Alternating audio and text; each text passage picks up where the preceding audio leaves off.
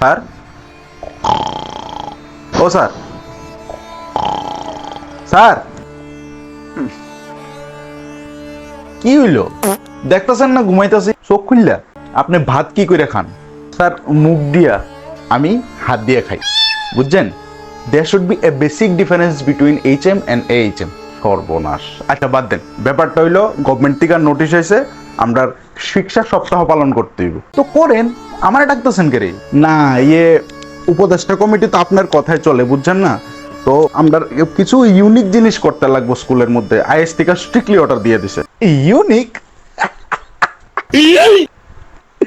We don't do it here. আচ্ছা আচ্ছা আচ্ছা, ওই করে যে একটু স্যারটা তবলা টবলা বাজায় যে, আরে কি নাম জানি, এই তবল স্যার না, আরে সুবল স্যার একটু ডাকেন না। ঠিক আছে স্যার। জয়গুরু স্যার, জয়গুরু সৌরভ আইন। শিক্ষা সপ্তাহ উপলক্ষে স্কুলে কি করা যায় ইউনিক? স্যার, বৃক্ষরোপণ। আরে এডি কমন। রক্তদান শিবির, না না, বস্ত্রদান শিবির। তাহলে বসে আঁকো প্রতিযোগিতা। আরে ইডি বাইরন না।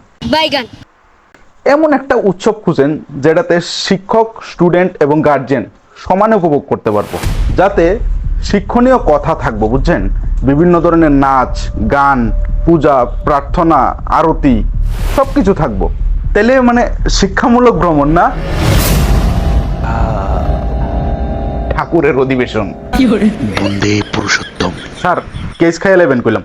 ভয় করিও না, রনে বনে জলে জঙ্গলে যেখানে বিপদে পড়িবে ঠাকুর রক্ষা। আর এটা লোকনাথ ঠাকুরের বাণী।